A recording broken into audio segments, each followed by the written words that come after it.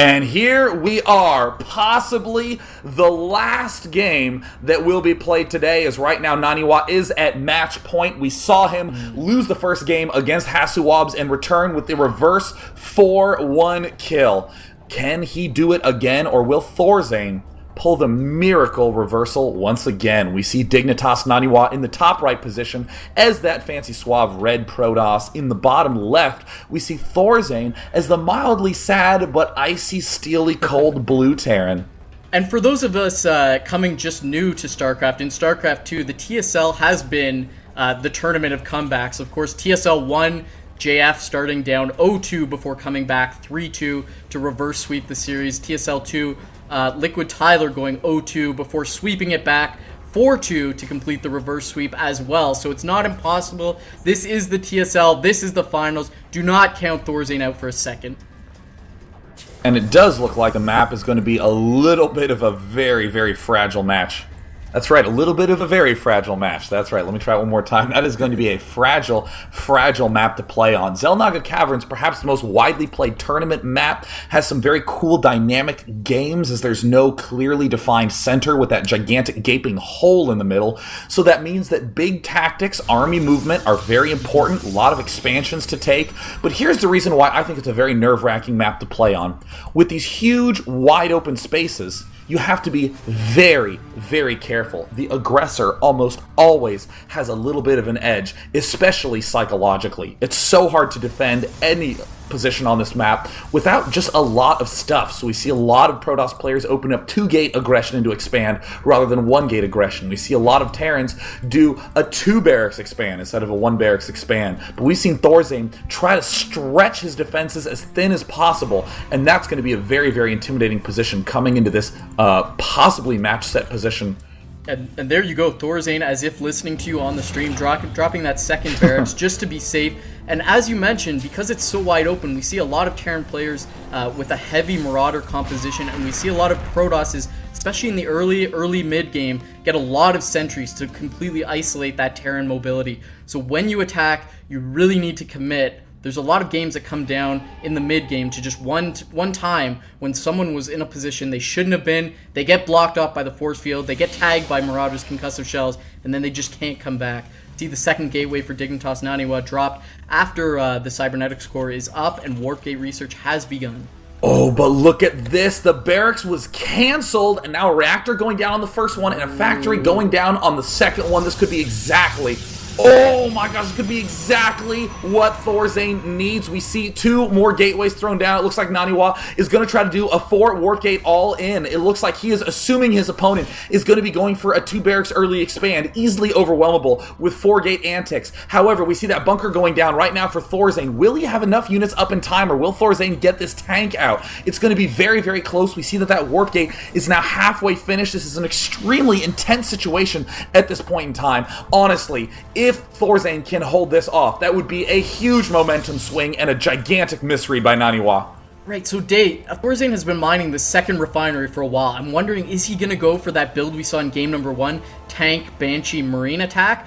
If so, that's not going to be too strong against the 4-gate. However, if he doesn't get a tech lab on the factory and instead goes straight to the Banshee cloak, or swaps his tech lab out and goes straight into the cloak, he can get in there, there's no robotics, kills all the probes, and takes game number 5. And it looks like we see NaNiwa cutting everything. He's at 20 probes. It is a hardcore 4 warp gate. Will he have enough? We now see that the factory's finished. Is he going to do the swap? It looks like, there's all the SCVs pulling off, and without any extra gas geysers, that means that there will be absolutely no ability to force field those units away. It's going to all have to come down to the amount of damage that he can do, and we see ThorZaIN does predict that pylon is going to go down, trying to defend properly, but all the stalkers are at very good angles. We see now, instead of transferring to get a Banshee, we see a tank coming out right now. The Marines are doing a lot of damage to these stalkers. The Zealot trying to get vision up on the high ground so he can manage to pick off. Oh my gosh, ThorZaIN doing an absolutely brilliant defense. There are the Zealots warping in. All of those SCVs pull off, completely obliterate the Zealots. NaNiwa with the gigantic misread at the start of the game. Yeah, really trying to take down those Marines. He really focused on warping in there. ThorZaIN has to improve his position. NaNiwa can continue to warp in units. ThorZaIN will continue to get tech units out bit by bit, actually getting a medevac. And look at this, NaNiwa in a full retreat, making a robotics and getting an expansion up, so the attack is over. But look at this SCV in the main base of NaNiwa. ThorZaIN is well aware of everything that's going on. He spots that the attack has completely stopped. Supplies greatly favoring ThorZaIN. Oh my god, 45 to 29. What is ThorZaIN going to do to transition? Looks like he's going to add on a Tech Lab to his starport. Going to get out a Banshee. I believe he's going to go tank Banshee Marine to try to crush this natural expansion. Very, very clever response by ThorZaIN. Exactly what he should do. This is almost a guaranteed kill sequence for the Terran player at this point. Now, let's see if NaNiwa will try to do his backup emergency fast Colossus play. The problem with that is that completely disables 3 of those gateways. The amount of money that it requires to sustain the Colossus production and to get the range completely cripples your gateway count. And as we can see, the gateway count is very low. 3 Stalkers only, and ThorZaIN, having an unbelievable timing sense, knows exactly what he's going to be up against, only bringing 3 SCVs and immediately pushing even before his first Banshee is finished. And we see NaNiwa, the only spot where he doesn't have vision is where that first push is coming forward. NaNiwa is going to be completely caught with his Swedish pants down. And NaNiwa was aware that Cloak Banshees were an option, so unfortunately he had to chrono boost out that first Observer, which is not going to help him at all. Look at this, Stalker's moving forward, going to get cut off. They have to get out of there, and looks like they're going to be able, the tank's moving forward. Medevac there, the Banshees. I don't think there's anything NaNiwa can do to defend this. Let's see if he gives up the natural Nexus yet again and just goes, and that's what he's going to do. Give up the Nexus, pull back, control his ramp. Brilliant crisis management there by NaNiwa. NaNiwa, as we've always seen, will always fight to the bitter end, will always try to squeeze every little extra edge out that he can. Look at him picking off. Now all 3 SCVs at the front lines are gone, so that means no repair, no construction. He's going to continue to try to snipe off anything he can. There's the tank sieging. That's always a good sign to pull back those Stalkers. And unfortunately for NaNiwa, his expansion will be falling. But Dave, look at 6 o'clock. See this devilishly handsome probe? That is the makings of a comeback when that probe warps in a pylon, sends in units to cut off reinforcements. So we're going to have to keep our eyes on what NaNiwa does with that. Now trying to dance back and forth with his Stalkers to take off any units that should move too far. Actually bring the Immortal out to try to go to town on this bunker. Now giving it up. Going to run up the ramp. Has not built a pylon down there. He does have the pylon at the 9 o'clock. So that is an option for cutting off reinforcements and continuing to make Immortals. And actually he's got a Warp Prism on the way. So he may try to break this with Immortal drops. That would be a very cool play, I feel. And that's right. That's what I have to say about that. We do see NaNiwa continuing to try to produce as many gateway units as he can. Once again, completely cutting off all pro production, trying to get a little bit magical with his Stalker count. And there it is, just as you said, Chill, the makings of the comeback. Indeed, a pylon getting thrown down at that southern position. I think ThorZaIN would be wise to perhaps not commit so many units. In that first game, we saw him wisely dump everything into the front. But in this game, where he is so far ahead after negating that 4 warp gate and after killing off his expansion, it might even be a better choice to just try to play ever so slightly more safe, because, you know, those counterattacks, so uncommon but so vicious at those high levels. Oh, and look at this. He's doing the old elevator, the old slow drop, loading up the Immortals, dropping them down. NaNiwa being so careful that ThorZaIN isn't aware of this. Tried to take out the Marine, but here's another Marine going to catch wind and run away immediately. ThorZaIN knows immediately what's up, and we should expect to see a quick reaction here as NaNiwa is going to unload his entire army. Banshee's dancing back and forth, dealing as much damage as possible. This is like a counter all in. He's going to be able to counter the main base, give up his own main base while warping in reinforcements at the 6 o'clock. And ThorZaIN smells blood, tastes blood, and feels blood as he unsieges, moves forward, and begins to siege the main base of NaNiwa. All of ThorZaIN's senses have blood in them. He is moving out with these Banshees. He sees that the army has been dropped onto the low ground. He can advance forward freely, knowing that even if 4 Stalkers do get warped in, he can take them out with those Banshees while they are morphing in. ThorZaIN now completing that bunker at the front. We see NaNiwa trying to find any little tiny weakness that he can exploit, but doesn't see any. It looks like he's going to try to swing to the far backside, and there's the scan. NaNiwa moving in, the worst angle possible for him. All the tanks nestled neatly between those bunkers, and NaNiwa still has not given up yet. There's still a juicy little main resting down at that south end that he could possibly go for. But in the meantime, NaNiwa is going to continue to hang on. Both players playing so carefully. There's the 4 warp in with those Stalkers, but the Banshees again will be able to take out those morphing in Stalkers relatively easily.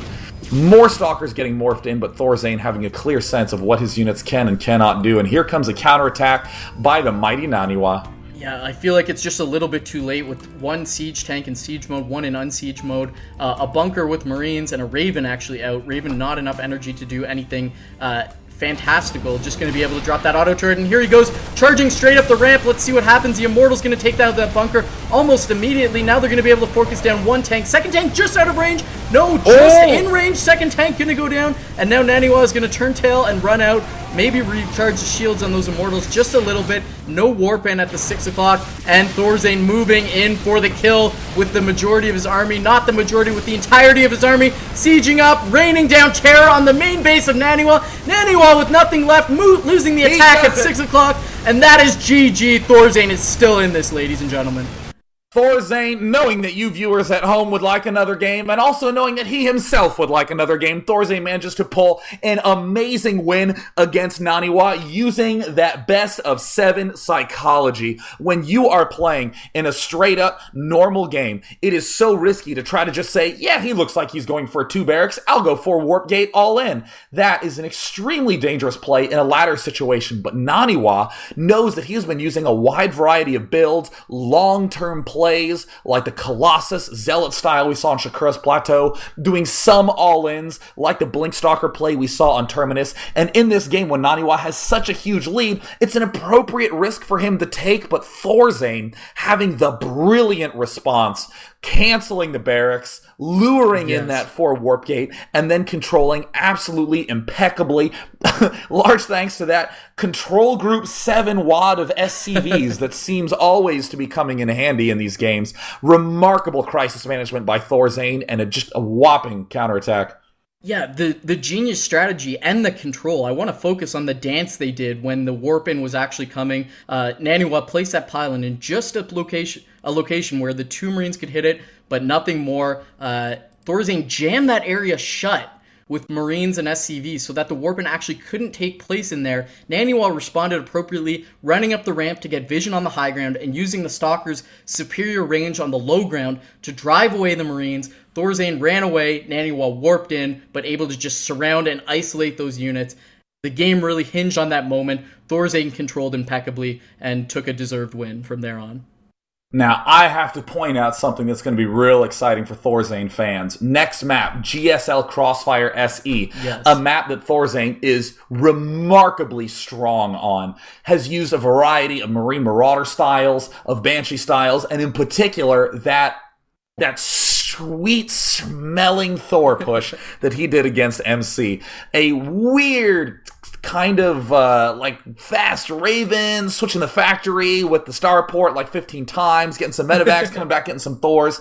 One of the weirdest openings that we have ever seen, but one that is so good we've even seen pro gamers like Nada steal it. So ThorZaIN now, on a map where he has a lot of comfort, just completely shut down NaNiwa. And honestly, if you're NaNiwa going into this game, chill. You have just spent an exhausting 20 minutes knowing that you have been losing since like the 7-minute mark. It is tiring to try to come back from a situation like that. So ThorZaIN's going to be feeling very comfortable after a relaxing Game 5.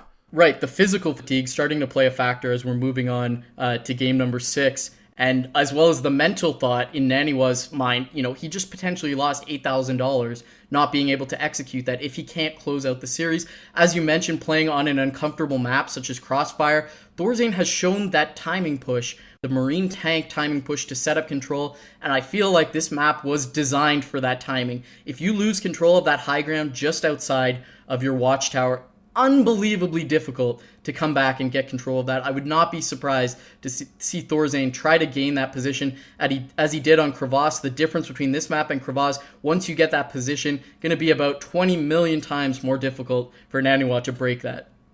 Absolutely. 20 million. 20 million. Literally, we ran the calculations. We have an Excel spreadsheet where we loaded up games 20 million% stronger to have this on GSL Crossfire. I mean, that high ground pod, as I love to call it, right outside the front, is just your greatest friend and your worst enemy. When you have that secured and locked down, you are easily free to move through the right sides of the map. Securing that high ground pod feels a lot like securing 2 additional bases, the gold at the far side, and your corner expo. But if any units slip up there, you want want to just pound your head on the keyboard until it turns itself off, because it is nearly impossible to re-break that front, given that watchtower that's directly behind it, and given the fact that there's a high ground that you're trying to work up, a narrow high ground at that. So right now, NaNiwa and ThorZaIN taking a brief break. We are not going to see any sort of reverse all shutout. Yeah, that is right. ThorZaIN marching with his finger in the air. I am number one if I win 2 more games. That's what he's saying to himself as he marches through. NaNiwa, again, on game point here. And I will say, I think the hardest part of playing in any tournament is trying to shut up your inner monologue. Yes. You know what I mean? Where you're sitting there. I know exactly what you mean. It's the worst feeling ever when you're sitting at the computer and you're going, why did you cheese last game? If you maybe played straight up, you would have won. Your straight up game is better than his straight up game. Well, maybe my straight up game isn't as good. And then you realize that you're talking to yourself in front of a whole huge group of people and you're making your own heart pound. Well, it's even the situation that a lot of people watch on the stream and say, why would he do that? That makes no sense. But you really need to be in that tournament situation with money on the line, with, what are we at, 64,000 live viewers watching you, judging you, analyzing you, and that makes you do some strange things. I'm actually extremely impressed that both these players have been taken out of their home location, transplanted into the New York Team Liquid HQ, and are playing at this high level. And without any further ado, let's see if ThorZaIN can take it to the next step in Game 6, win it, and bring it to a deciding Game 7, or if NaNiwa, the man who seems incapable of losing a best of anything. Let's see if he can close it out here in Game 6, going right into Crossfire now.